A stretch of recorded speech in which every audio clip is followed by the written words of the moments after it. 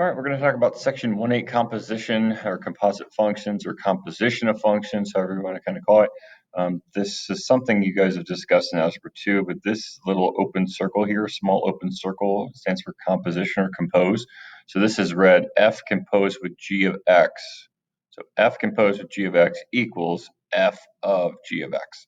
So, if I just had just this whole part g parentheses x, we'd say g of x. So this is going to be f of g of x. And again, if you read this with that open kind of circle composition symbol, f composed with g of x equals this. So notice about this, g is the second letter or function written, and it's in the parentheses. So what we always kind of do is we're always going to start in the parentheses first and then work our way outside there. But you have to kind of start the problem off. So f comes first, it goes outside the parentheses. G comes second, it goes in the parentheses, and you start in the parentheses and work your way outward. Also, if you do it the other way, if I do g composed with f of x, g is the first one that starts here, it goes outside. F of x is the second one, it goes inside. And you can also do something, like f composed with f. So that's the same thing too. So I could take, in this case, this second g would go. So I would start here. So that would be f of x. Or you could do g composed of g or something along those lines. So we'll use this example. We'll use f of x equals 3x plus 2.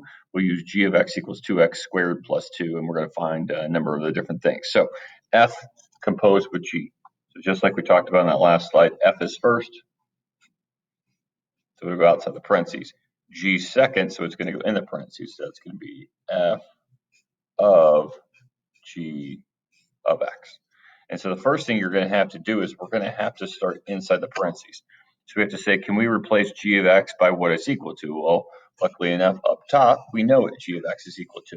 So I'm going to take that and substitute it in. The f out front will stay there. So this will stay f. I'm going to replace, because I'm substituting, g of x is going to go away, and in place that's what g of x is equal to, which is this 2x squared plus 2. Now we've evaluated functions before where it's just f of 2 or f of 7. In that case, you go to your f function and replace it by whatever's in the parentheses.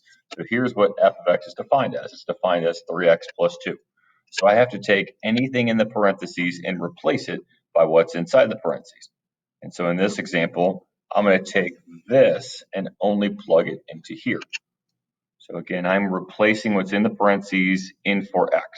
So like I said, if I did f of 2, I would just replace this x with 2. Everything else would stay the same. If I did f of 0, I would just replace that x with 0 and simplify it and plug kind of in. But in this case, I need to plug in what's in green here. So I need to replace that. So what that would look like is I'll have 3 parentheses and then plus 2. And in that parentheses is going to be what I have there, that 2x squared plus 2. And then now it'll just be me simplifying it. So 3 times 2x squared, that's 6x squared. 3 times 2, that's 6. And then bring down that plus 2, a couple of like terms.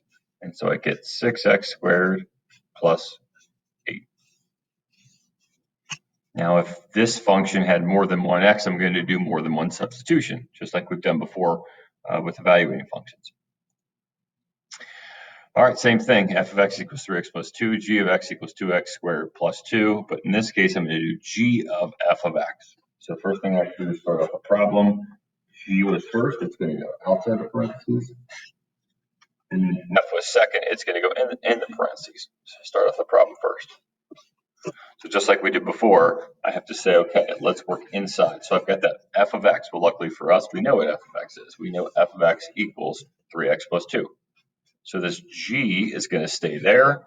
In the parentheses, I'm going to replace because I'm substituting, and this is going to go right there. Again, I'm not using g of x right now because I'm replacing f of x. And so then that would give me 3x plus 2.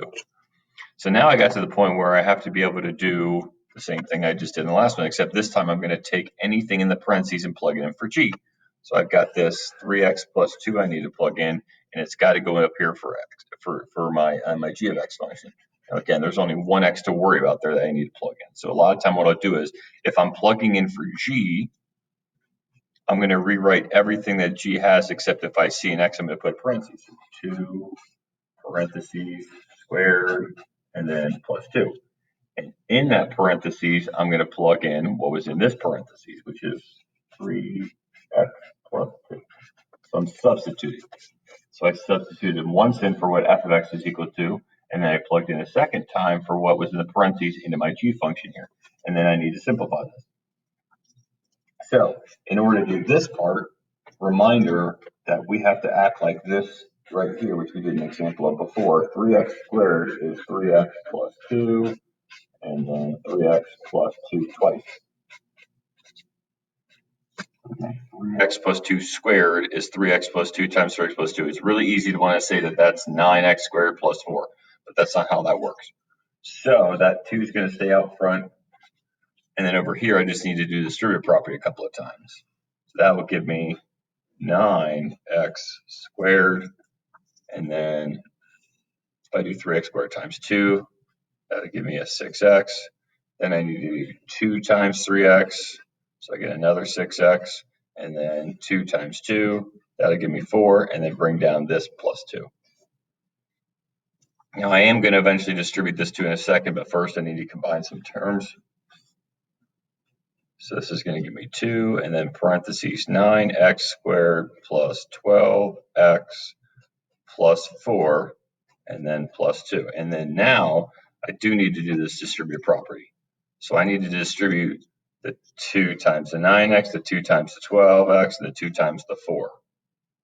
So 2 times 9x squared gives me 18x squared, and then 2 times 12x gives me 24x, and then 2 times 4 gives me 8. And then, of course, I have to bring that plus 2 that was already outside right here, and a couple of like terms I can combine. That would give me 18x squared plus 24 plus 10. And then the last type of problem is if it has a number here. It's the same kind of process. So just like we said before, f is first, it's going to go outside the parentheses. G is second, it's going to go inside the parentheses, but instead of having g of x, I'm going to have g of negative 2. And so now I'm going to do a couple of substitutions. First, I need to know what the heck g of negative 2 is. So a little off to the side, I'll do a little bit of side work and say, well, what's g of negative 2? Well, g of negative 2 is taking and replacing your x by what's in the parentheses. So I'm going to do a quick substitution. I'm just going to replace that x up here with negative 2. So that'll give you 2. Everything else will stay the same here, but in that parentheses, I'm going to plug in a negative 2. Negative 2 squared is a positive 4 because that's negative 2 times negative 2, and a positive times a positive is a negative. 2 times 4 will give you 8. 8 plus 2 gives you 10. So I did a little bit of side work here to find out what g of negative 2 is. So now I can substitute. Now that I know what g of negative 2 is, I can plug in for that 10. Before it was g of x, and we already knew what g of x was. So this f will stay here. I'm going to substitute or replace g of negative 2 by 10. And then next, I'm going to do another substitution. That was my first substitution. Second substitution is I'm going to take this 10 and plug it into my f of x function, which is right up here. So I'm going to replace this x. So 3 parentheses plus 2, and I'll plug in that 10. 3 times 10 is 30. 30 plus 2 is 32. And honestly, another thing to kind of mention about this is I did f of x already to get 6x squared plus 8. So if you already know what f composed with g is, and then it gives you a problem and it says, hey, find this, you can also take that negative 2 and plug it into your f composed with g function, which is this. So if I plug in negative 2 here, negative 2 squared is 4. 4 times 6 is 24, and 24 plus 8 is the same thing I got over here, which is 32. Now, if the problem just says, hey, do f composed with g of negative 2, you got to do it this way. But if the problem had already had you calculate this before, you can also plug it in there. That's another option. Or you could just do it like you've done before.